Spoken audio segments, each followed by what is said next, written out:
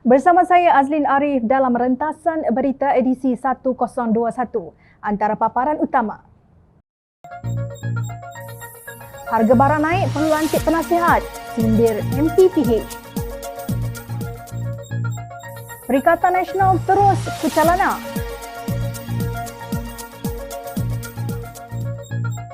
Lepas tangkap, bila nak dakwa?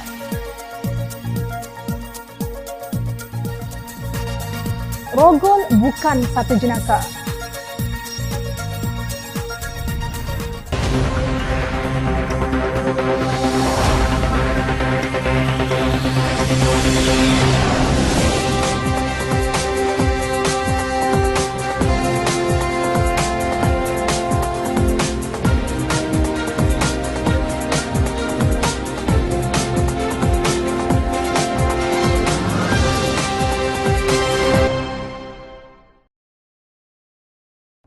Assalamualaikum dan salam sejahtera.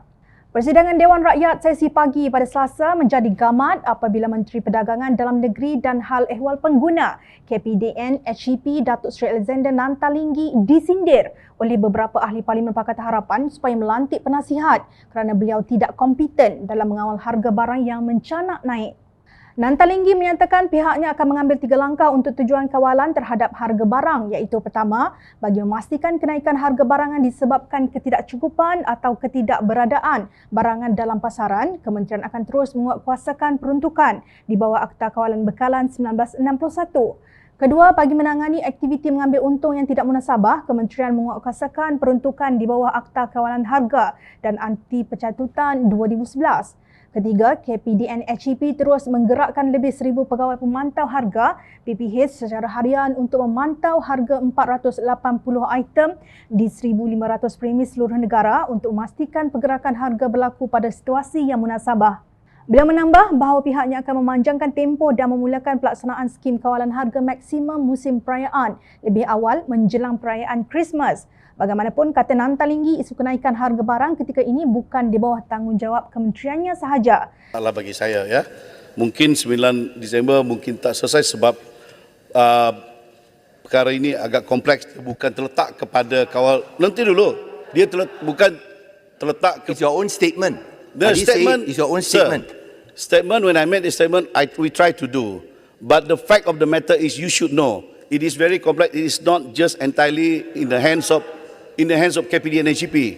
Beliau berkata demikian setelah dicabar oleh ahli Parlimen Pakatan Harapan Bagan Lim Guan Eng sama ada beliau sedia bertanggungjawab sekiranya isu kenaikan harga barang tidak dapat ditangani sehingga 9 Disember ini. Tidak menghairankan jika Nantalinggi dibelasah teruk oleh ahli Parlimen Pakatan Harapan. 3 langkah yang disebut oleh Nantalinggi itu sudah terlambat.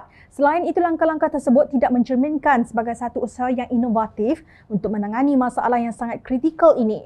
Malah kesemua langkah tersebut hanya bersifat represif atau menekan peniaga, sedangkan mereka juga terkesan dengan kenaikan harga barang. Sebelum ini, KPDN HEP menafikan bahawa harga barang meningkat sehingga 200%, sedangkan apa yang berlaku adalah sebaliknya. Malah hampir semua barang meningkat secara mendadak, bukan hanya sayur-sayuran yang dikatakan berpunca daripada perubahan cuaca. Ini termasuk harga minyak masak, gula, roti, tepung gandum dan lain-lain. Netizen juga turut membandingkan harga minyak masak ketika pentadbiran Pakatan Harapan berbanding sekarang. Ketika Pakatan Harapan menguasai Putrajaya, 5 kilogram minyak masak berharga sekitar RM16. Kini harganya mencecah RM30, iaitu kenaikan hampir 100%. Bagaimanakah harga minyak masak begitu tinggi sedangkan negara kita pengeluar minyak sawit yang tidak terkesan dengan perubahan cuaca? Menurut laporan media, seorang peniaga bernama Muhammad Syamsuri Muhammad Zain dari Selayang Baru datang ke Parlimen untuk menemui Menteri KPDN HEP. Bagaimanapun, beliau tidak dibenarkan masuk ke Parlimen. Beliau kemudian menyampaikan sepucuk surat bertulisan tangan kepada wakil ahli-ahli Parlimen Pakatan Harapan dan mahu ia disampaikan kepada Menteri KPDN HEP. Dalam surat yang kini tular di media sosial, Syamsuri merayu kepada Menteri KPDN HEP agar memantau dan menurunkan kembali harga barangan kepada harga asal. Syamsuri berkata beliau peniaga-peniaga kecil yang terjejas teruk akibat kenaikan harga barang yang seperti tidak terkawal. Kenaikan harga barang ini sangat memberi kesan kepada kami. Apabila barang naik, kami juga terpaksa menaikkan harga barang yang kami jual. Situasi ini menyebabkan perniagaan kami terjejas, katanya seperti yang tercatat pada surat tersebut. Inilah manifestasi kerajaan kakistokrasi bersaiz kabinet XXXL yang hanya tahu membazirkan wang rakyat dengan membuat renovasi pejabat-pejabat mereka di samping melantik penasihat-penasihat dan duta-duta khas yang tidak ada fungsi yang jelas. Keputusan PAS bertanding dalam Pilihan Raya Negeri Sarawak ke-12 adalah untuk dijadikan medan pengukur gerak kerja jentera PAS bagi menghadapi Pilihan Raya Umum ke-15, kata Timbalan Presidennya Datuk Seri Tuan Ibrahim Tuan Man. Ukuran politik ialah pilihan raya. Kalau tidak masuk pilihan raya, bagaimana kita nak ukur gerak kerja, penerimaan masyarakat dan kesediaan berdepan norma baharu? Jumlah kerusi masih diteliti tetapi tidak besar seperti Pilihan Raya Negeri Sarawak sebelum ini yang berjumlah 11 kerusi. Mungkin beberapa kerusi sahaja, katanya seperti dipetik Harakah Daily. Siniar Harian pula melaporkan bahawa Tuan Ibrahim berkata PAS mengambil keputusan tersebut selepas mengambil kira gabungan Parti Sarawak GPS bukan komponen Perikatan Nasional. GPS bukan komponen dalam PN. Mereka hanya mesra dengan kerajaan pusat. Jadi saya fikir tujuannya bukan untuk menstabilkan politik di peringkat pusat. Bagi PAS yang menjadi komponen dalam Perikatan Nasional dan Bersatu, kita sambut baik bukan sahaja Sabah dan Sarawak, malah mana-mana pihak yang menyokong kestabilan politik negara, katanya seperti dipetik. Beliau menafikan dakwaan bahawa PAS menentang GPS dalam pilihan raya negeri berkenaan. Menurut laporan, beliau berkata PAS perlu bertanding kerana itu hak setiap parti politik. Difahamkan Presiden Bersatu Tan Sri Mahidin Mat Yassin telah membuat keputusan bahawa parti itu tidak akan bertanding pada Pilihan Raya Negeri Sarawak. Keputusan itu diterima oleh Bersatu Sarawak. Malah menurut Ketua Badan Pimpinan Bersatu Sarawak, Senator Jaziri Alkaf Abdillah Sufian, pihaknya akan menyokong penuh gabungan Parti Sarawak GPS pimpinan Tan Sri Abang Johari Tun Openg dalam memastikan gabungan berkenaan memperolehi kemenangan pada Pilihan Raya Negeri itu. Ahli-ahli Bersatu Sarawak akan turun membantu kempen serta menggerakkan seluruh jentera bagi memastikan GPS mencapai kemenangan besar dan cemerlang pada Pilihan Raya Negeri Sarawak kali ini. Kita memberi kepercayaan kepada Abang Johari untuk membawa kemenangan dan sekaligus mempertahankan kerajaan negeri pimpinan GPS, katanya seperti dipetik bernama. Sementara itu, GPS melihat keputusan Bersatu dan Barisan Nasional untuk tidak meletakkan calon mereka dalam Pilihan Raya Negeri Sarawak adalah bukti semangat politik yang baik antara pihak berkenaan dengan gabungan Parti Sarawak tersebut. Pengerusi GPS Tan Sri Abang Johari Tun Openg berkata keputusan itu menunjukkan bahawa Bersatu memahami keadaan politik di Sarawak, yakni hanya parti tempatan mengetahui kehendak dan keperluan penduduk negeri. Beliau mengucapkan terima kasih kepada Bersatu dan Barisan Nasional di atas keputusan tersebut. Saya tahu mereka tahu politik Sarawak. Mereka tahu politik Sarawak berbeza daripada Semenanjung, ujarnya dipetik Astro Awani. Suruhanjaya Pilihan Raya mengumumkan tarikh penamaan calon bagi Pilihan Raya Negeri Sarawak ditetapkan pada 6 Disember, pengundian awal pada 14 Disember dan pengundian pada 18 Disember. Sekejap, bukankah PAS akan bertanding di Pilihan Raya Negeri Sarawak? Bukankah PAS sekutu bersatu dalam gabungan Perikatan Nasional? Bukankah Presiden PAS Tan Sri Abdul Hadi Awang itu timbalan pengurusi Perikatan Nasional? Adakah ini bermakna PAS menentang keputusan pengurusi Perikatan Nasional untuk menyokong GPS? Semakin kucalana nampaknya gabungan parti-parti politik yang dibentuk di atas pengkhianatan terhadap rakan sendiri ini. Jom Channel tertarik dengan tindakan tangkap-menangkap pegawai-pegawai dua agensi penguatkuasa Malaysia iaitu Polis Diraja Malaysia PDRM dan Suruhanjaya Pencegahan Rasuah Malaysia SPRM. Pada 20 Oktober lalu, polis mengesahkan pegawai Suruhanjaya Pencegahan Rasuah Malaysia SPRM yang ditahan berhubung kehilangan wang tunai berjumlah 6 juta US dollar, kira-kira 25 juta ringgit turut disiasat atas kesalahan pengedaran dadah. Menurut Pengarah Jabatan Siasatan Jenayah Narkotik Bukit Aman, Datuk Razarudin Husin, suspek dipercayai terlibat dalam kegiatan tersebut sejak setahun lalu. Suspek ditahan selama 60 hari untuk siasatan lanjut dijalankan. Namun kami yakin tidak akan mengambil masa yang lama untuk melengkapkan siasatan. Selepas siasatan selesai, pihak kami akan merujuk kertas siasatan kepada bahagian undang-undang Kementerian Dalam Negeri untuk tindakan selanjutnya, katanya dalam kenyataan lapor harian Metro. Razarudin berkata suspek pada mulanya ditahan kerana memiliki dadah jenis Eramin 5 selain ujian air kencing yang dijalankan juga didapati positif susulan laporan yang dibuat oleh SPRM. Dalam kes ini juga pihak JSJN turut menahan dua lelaki yang didapati positif dadah. Mereka adalah saksi untuk melengkapkan siasatan, katanya. Suspek tersebut telah ditahan kerana memiliki dadah, senjata api dan peluru pada 21 September lalu dan dadah berkenaan ditemui di dalam pejabatnya di Ibu Pejabat SPRM Putrajaya. Suspek adalah salah seorang daripada 3 pegawai SPRM yang ditahan selepas disiasat berhubung kehilangan barang kes membabitkan wang tunai 6 juta US dollar baru-baru ini. Pengarah Jabatan Siasatan Jenayah Bukit Aman, Datuk Seri Abdul Jalil Hassan berkata, 2 kertas siasatan telah dibuka berhubung tangkapan itu. Kes disiasat di bawah Seksyen 8-A Akta Senjata 1960 dan Seksyen 36 Akta Senjata 1960 dan Seksyen 12-3 Akta Dadah Berbahaya 1952, katanya dalam satu kenyataan lapor sinar harian.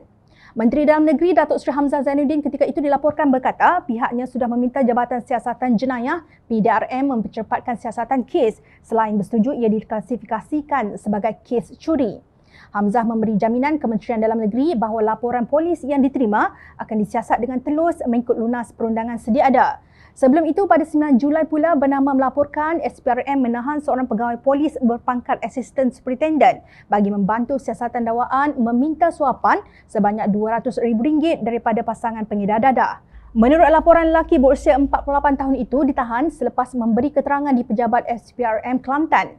SPRM mendapatkan perintah reman selama 4 hari terhadap pegawai itu yang dikeluarkan oleh Magistrate Ruzaidi Yaakob di Mahkamah Magistrate Kota Baru.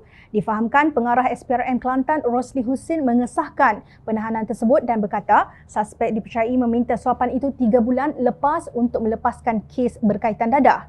Pegawai polis itu dikatakan telah diberi wang sebanyak RM100,000 baru-baru ini. SPRM masih menjalankan siasatan dan tidak menolak kemungkinan ada beberapa lagi individu terbabit, katanya seperti dipetik. Rosli berkata kes disiasat di bawah Seksyen 17-A Akta SPRM 2009. Kini 60 hari sudah berlalu selepas pegawai SPRM itu ditahan polis. Masuk ke bulan 6 sejak pegawai polis itu ditahan SPRM. Apa seterusnya terjadi kepada mereka? Nampak seperti tiada kaitan di antara polis tangkap pegawai SPRM dengan SPRM tangkap pegawai polis. Tetapi sebenarnya ada. Kedua-dua agensi kerajaan tersebut kini dikompromi integritinya dengan makhluk perosak penerhaka kepada undang-undang negara. Malangnya tidak seperti tahanan lain, wajah dan nama mereka yang ditahan tidak didedahkan. Lalu kita tidak tahu sama ada tindakan susulan telah dilakukan demi menegakkan keadilan ataupun mereka telah bebas dan berkeliaran meneruskan kegiatan jenayah masing-masing. Rakyat mahu melihat agensi kerajaan khususnya penguatkuasa undang-undang supaya bersih daripada sebarang salah laku dan penyelewengan. Bertindaklah demi penuh hikmah, demi kedaulatan negara kita. Ahli Parlimen Pakatan Harapan Seputih Teresa Kok menggesa Menteri Pendidikan menyatakan pendiriannya dalam kes saman difailkan seorang guru Khairul Nizam Sanuddin terhadap pelajarnya Ain Husniza kerana didakwa memfitnahnya berhubung jenaka rohul yang dibuatnya ketika kelas pendidikan jasmani. Teresa melihat perbuatan tersebut sebagai mempersendakan profesion perguruan. Tindakan undang-undang oleh Khairul Nizam menunjukkan walaupun media menyerang tindakannya, dia bersikap acuh tak acuh dan masih merasakan apa yang dilakukannya adalah wajar. Tindakan undang-undang beliau telah menghina profesion perguruan di Malaysia. Khairul Nizam harus sedar bahawa gurauan beliau dan tindakan undang-undang seterusnya kini telah mencemarkan imej negara kerana kes itu telah menjadi tular dan telah dilaporkan secara meluas oleh media antarabangsa, ujar Teresa. Beliau menuntut supaya pihak Kementerian Pendidikan menunjukkan komitmen terhadap menjadikan sekolah tempat yang selamat. Saya minta Menteri Pendidikan bertanggungjawab untuk menjamin persekitaran yang selamat untuk belajar bagi pelajar, mengambil penilaian rasmi mengenai tindakan undang-undang yang diambil oleh guru ini, katanya. Ini memandangkan kerajaan akan membentangkan rang undang-undang anti gangguan seksual di Parlimen. Menurutnya, pelajar terbabit juga menghadapi tekanan emosi teruk akibat perbuatan guru berkenaan. Perkara ini tidak boleh dipandang enteng, tegas Teresa. Guru tersebut memfailkan saman di Mahkamah Session Shah Alam pada 26 November mendakwa Ain membuat kenyataan fitnah terhadapnya pada April di akaun media sosialnya dan dalam beberapa temu bual bersama media. Beliau turut mendakwa bapa Ain Saiful Nizam Abdul Wahab membuat kenyataan fitnah terhadapnya dalam kumpulan sembang WhatsApp di halaman Facebooknya pada 24 April apabila menuduhnya membuat jenaka mengenai rogol. Ogos lalu, media melaporkan bapa Ain merancang menyaman balas guru terbabit sebanyak RM5 juta. Peguam Ain Datuk Sangkaran Nair berkata tindakan itu adalah salah satu bentuk tindakan sivil mengikut Undang-Undang Sivil 1956 Akta 67 selepas Ain menghadapi kemurungan dalam konteks sengaja mencetuskan tekanan emosi susulan kes itu yang dianggap sebagai satu gangguan seksual. Kita akan mengambil apa sahaja tindakan yang perlu untuk menyelamatkan Ain. Kata Sangkara, lapor Berita Harian. Teresa bukan hanya seorang sahaja yang menyatakan solidariti sokongan kepada Ain dan bapanya. Ain juga mendapat sokongan sejumlah 121 organisasi dan 68 individu yang bersolidariti dan mendesak guru berkenaan menarik balik surat tuntutannya serta memohon maaf kepada Ain Husniza Saiful Nizam.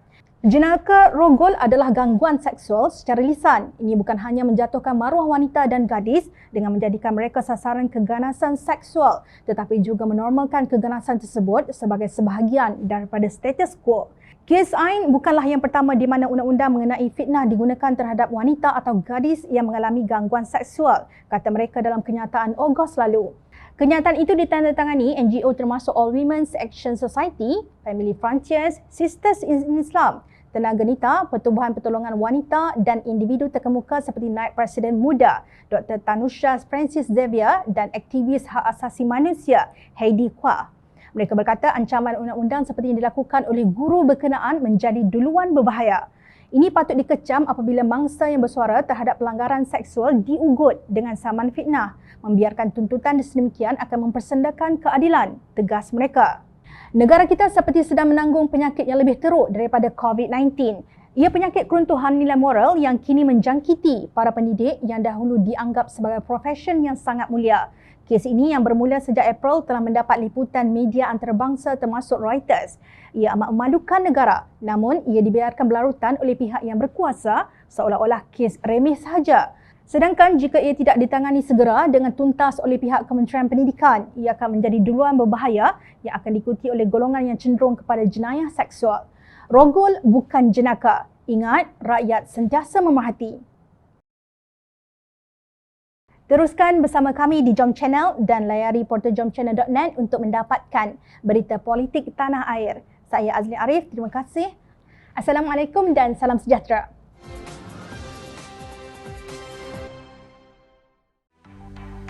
Mencari maklumat dan berita politik yang bebas, kupasan yang tepat, panas. Dapatkannya secara eksklusif hanya di Jom Channel. Komitmen kami, rentasan berita Isnin hingga Jumaat. Berbicara dan isu semasa, kami garapkan secara langsung. Panel-panel berkaliber dan profesional. Interaktif, pandangan anda kami raikan. Jangan lupa bersama kami di setiap hujung minggu dalam edisi khas mingguan. Jom Channel, moving forward, sharing a new experience.